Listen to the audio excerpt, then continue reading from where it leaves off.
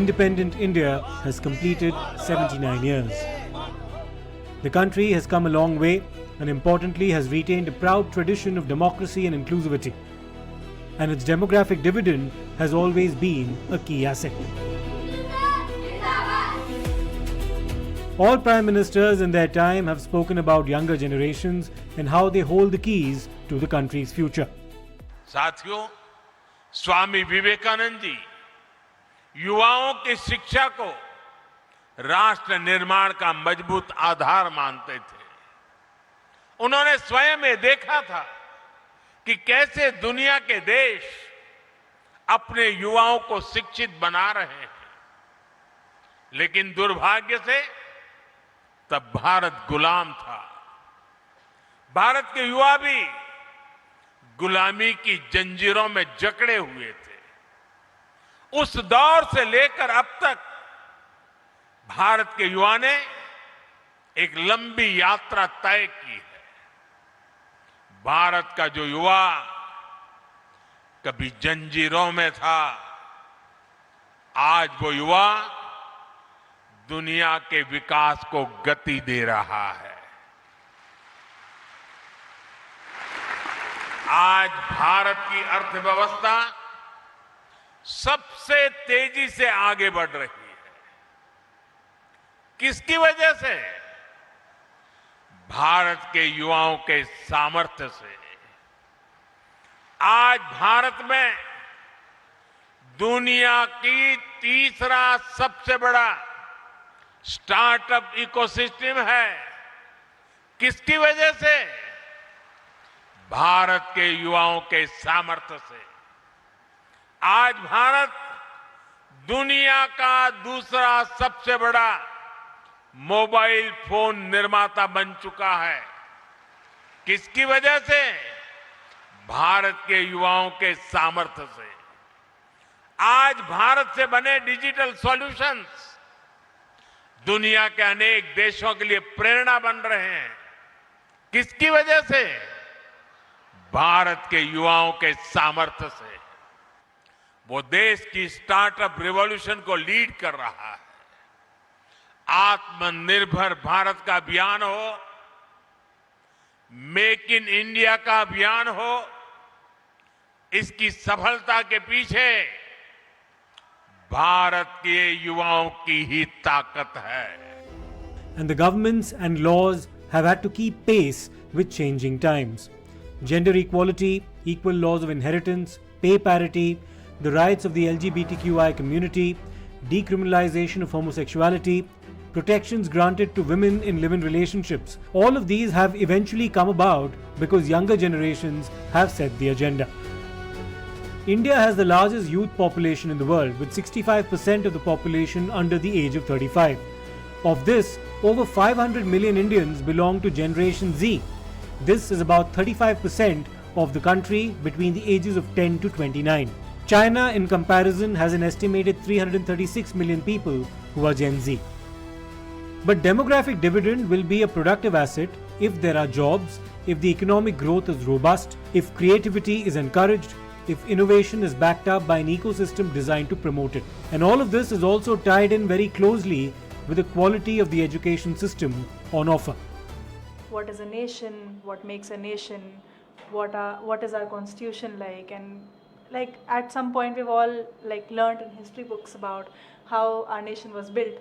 And while reading that always fills me with pride. I would personally, I am very, very glad to be born here and I would not want to leave. But at the same time, I do feel like just like every good thing, our country is a work in progress. And honestly, the day that we all sit back and think that, everything is perfect now and we can rest, that would be a big problem because there's always something that we need to, there's always room for improvement. For Gen Z, independence is not just having the country freedom. It's about every individual has to feel the freedom, having their own opportunities. Previously it was like my son is to become engineer or doctor. Now the career path has everything is changed because everything has came across, and you can see there are multiple ways has been open anything like influencers, everything. Uh, Building their own career opportunity in such a way they can lead not just only passionately but also which makes passion and economic both in a one way. I think independence is not only meant for Gen Z. I think every single citizen of this country requires independence. Independence gives you the freedom to express, to speak up, to voice your opinions, and I think that is the most important part of a democracy. And therefore, as a Gen Z, I am proud to be able to voice my opinions in front of you today and the society, because as a Gen Z, I believe that it is my moral responsibility. I think doing what we want, speaking what we want without getting arrested and not being reprimanded for the simplest of things. Even for speaking up in political matters, like earlier, even in our families we are told to not speak up, be quiet, just mind your business. But now we have reached a stage where we are we have to speak up because we are not an individual person living in our own bubble. We are living in a society. So independence is like speaking whatever we want, but also have a little bit of filter, not like saying all these problematic, politically incorrect things. That's not what I meant. But expressing our thoughts freely without thinking about being arrested or reprimanded or, feeling bad about it. So when there were protests seeking reforms in the education system, triggered by the NEET leaks and subsequent calls for accountability, the government was compelled to act. The then Education Minister Dharmendra Pradhan resigned. The Prime Minister posted a series of messages on Instagram to reach out to Gen Z. Parliament passed a law providing for strict penalties and punishments for paper leaks. And every political party realized that they could ignore this demographic at their own peril. Most of the country, let's talk about the entirety of Gen Z or the youth. Do you think the youth of current India are politicized enough? Do you think there is enough awareness, or it's all just on social media? Who wants to go first? I think we are not politicized enough as a traditional sense. Like if you see the previous generation, they were highly loyalist. They were loyal to one singular political party. And they believe in mobilizing in a particular party, particular ideology. I think in the post-idealist world, I feel like the Gen Z particular, they are more loyal to particular idea, core belief, rather than a political party. And I think that is that is why their mobilization is very easy, and it's very personal too. Unlike the previous generation. I still feel we have a very long way for that independence because, I do not know about others, but I'll tell you from my personal experience. When I, personally tell, about my political opinions or, okay, even if I mention certain religion, people don't say that, out loud and stuff, dange vagera ho jayenge, ya jo bhi hai. And, that is just for fun and all that stuff. But then the fact they are mentioning that as well, that itself says a lot. We still have a long way for independence. India is a mature democracy. Protests are normal and at times, unfortunately, they do grow violent. However, when you have a responsive government, the protests themselves end up having a shelf life because negotiations take over. Bharat की democracy और भारत की demography आज दुनिया के लिए एक बहुत बड़ी उम्मीद है। तब इस लोकतंत्र के मंदिर में हम विश्व समुदाय को भी कोई संदेश दें हमारे सामर्थ्य का, हमारे लोकतंत्र के प्रति समर्पण का,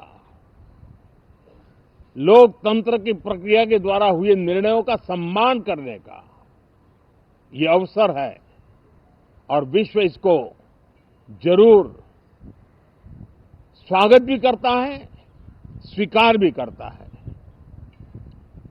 आज जिस प्रकार से देश आगे बढ़ रहा है, आज समय व्यवधान का नहीं है, आज समय समाधान का है।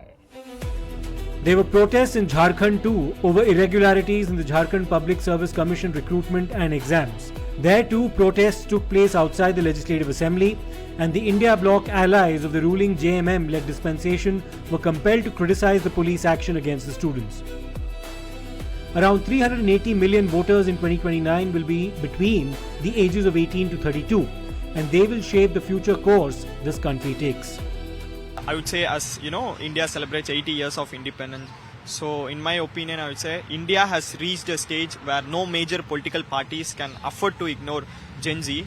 So, and I would also say that it doesn't mean that Gen Z alone will decide the elections.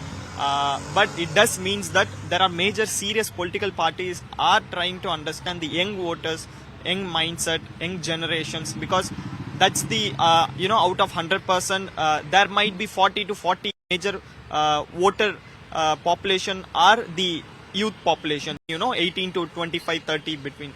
So that's the reason why major political parties are trying to instigate, trying to pull those audience. We Gen Zs are not only the future of India, we are shaping the present India. We are tomorrow's voters, we are tomorrow's entrepreneurs, and we are tomorrow's professionals, and we are more informed and vocal than ever. So political parties just can't question us, but they have to listen to us, sir. As vibrant and diverse democracies, we both understand that democracy is a way of life and it is a journey.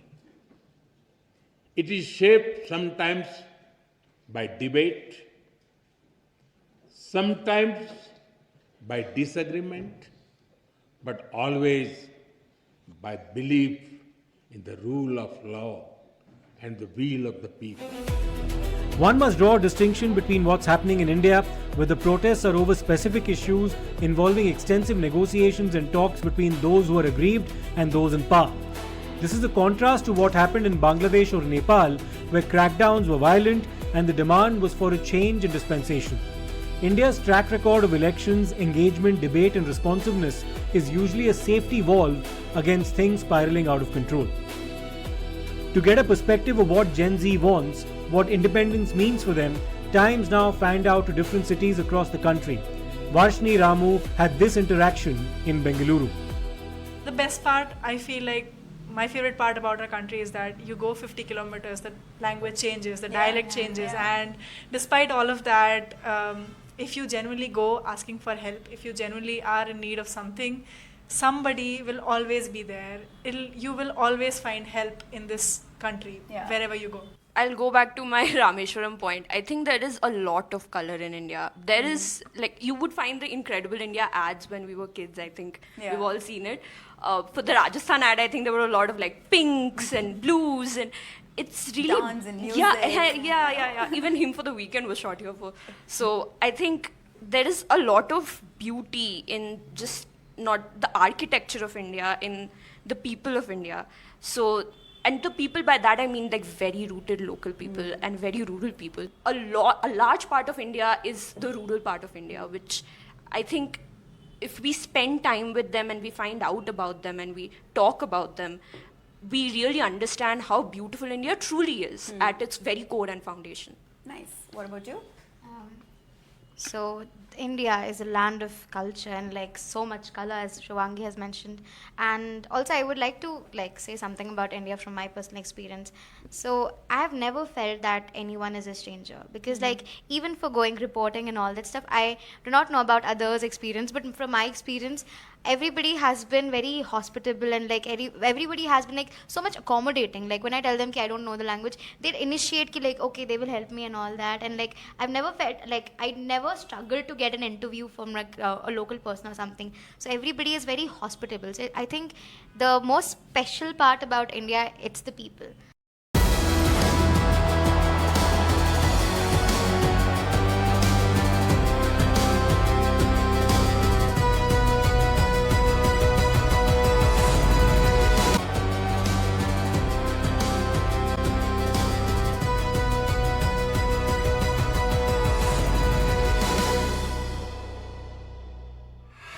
In Hyderabad, Somit spoke to a cross-section of the Gen Z generation.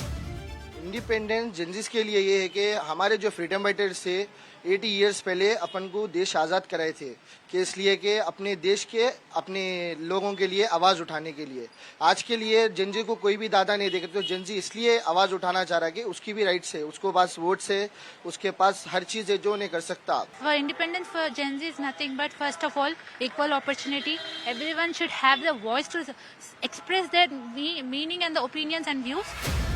In Chennai, the Gen Z had this to say to my colleague Dharini. As we see, a job is one of the main factors affecting our India's economy, and another one is education.